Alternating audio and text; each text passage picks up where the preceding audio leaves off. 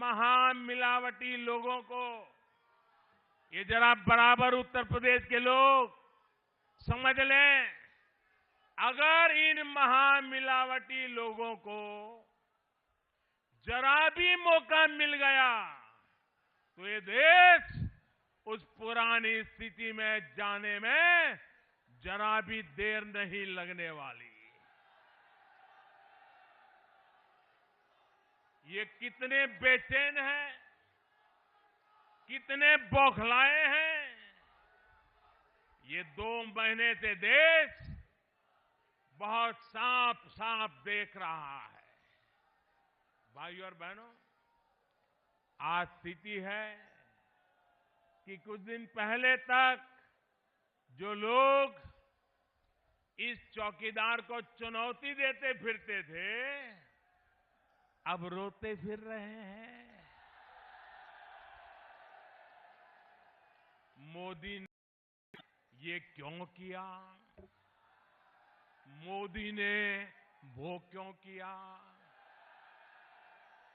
ये मोदी ने पाकिस्तान में आतंकियों को घर में घुसकर क्यों मारा? ये मोदी ने आतंकियों के अड्डे को नष्ट क्यों किया? रो रहे हैं।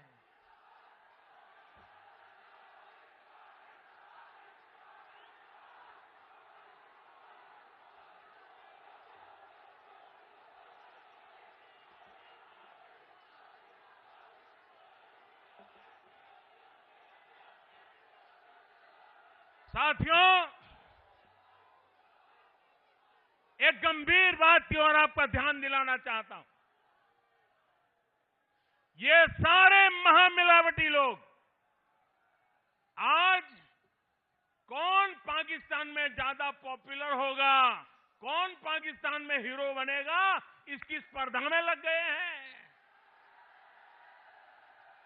वहां की मीडिया में छाए हुए हैं। उनके नाम की पाकिस्तान में तालियां बज रही है। भाइयों बहनों, आप ही बताइए, देश को हिंदुस्तान के हीरो चाहिए या पाकिस्तान के? हिंदुस्तान के हीरो चाहिए या पाकिस्तान के? मेरे प्यारे देशवासियों, मैं 130 करोड़ देशवासियों से पूछना चाहता हूं, क्या हमें सबूत चाहिए कि हमें सपूत चाहिए?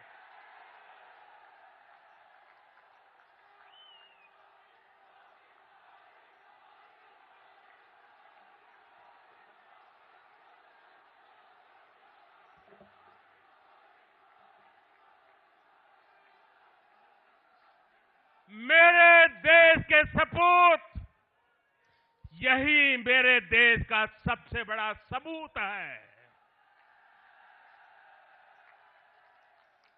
जो सबूत मांगते हैं वो सपूत को ललकारते हैं।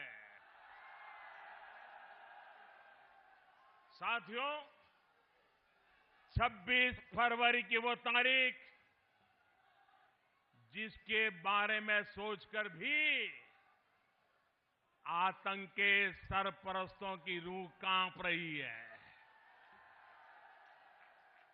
लेकिन पल भर के लिए सोचिए मेरे मेरठवासी, जरा सोचिए कि 26 फरवरी को हमारे देश के वीर सैनिकों ने पराक्रम किया, अगर उसमें थोड़ी सी भी गड़बड़ हो जाती तो क्या होता? थोड़ा सा ऊपर नीचे हो जाता तो ये लोग मेरे साथ क्या करते? पुतले जलाते कि नहीं जलाते? मुझे नोच डालते कि नहीं डालते? मेरा इस्तीफा मांगते कि नहीं मांगते?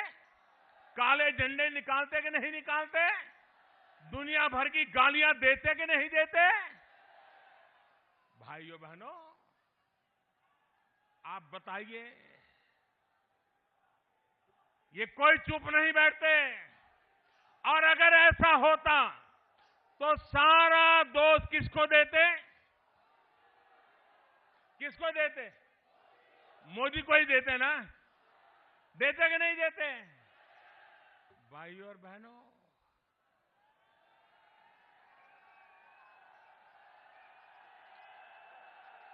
आप आश्वस्त रहिए, मैं देश के लिए अपना सब कुछ दांव पर लगाने के लिए तैयार रहने वाला व्यक्ति हूं। कोई भी राजनीतिक दबाव, कोई भी अंतर्राष्ट्रीय दबाव आपके इस चौकीदार को डिगा नहीं पाएगा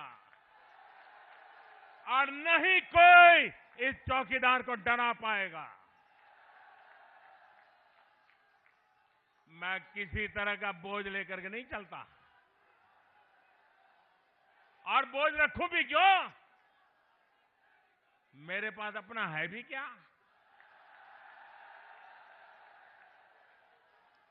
जो कुछ भी है वो तो देश का दिया हुआ है, आपका दिया हुआ है।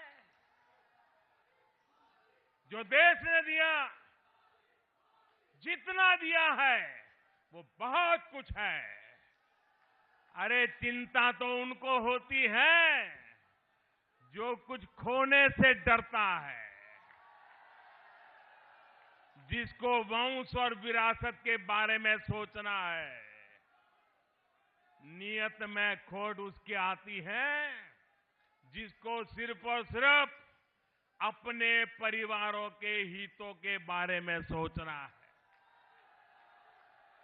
भाइयों और बहनों, कल भी आपने देखा होगा कैसे अंतरिक्ष में हासिल की गई हमारे देश की महान उपलब्धि को इन लोगों ने नजरअंदाज किया। कैसी कैसी बातें बोली, मैं तो हैरान हूं। मुझे तो उनकी बुद्धिमत्ता पर भी सवाल उठने लगे हैं।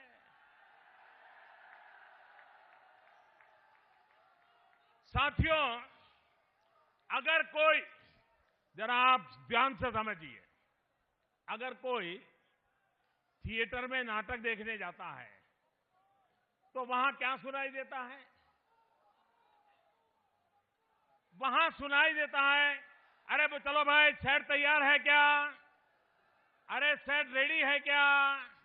अरे भाई सेट लगा दो। अरे सेट लागू हुआ होगा क्या नहीं? ऐसा आता है कि नहीं शब्द?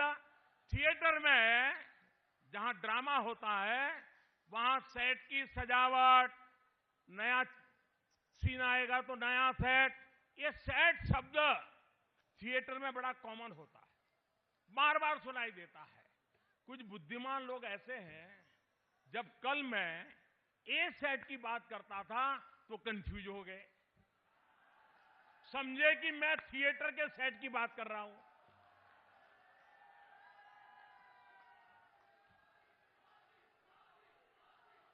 हम ऐसे बुद्धिमान लोगों पर रोए हैं, हंसे, जिनको थिएटर का सेट और अंतरिक्ष में एंटी सैटेलाइट मिशन ए सेट का समझ तक नहीं है।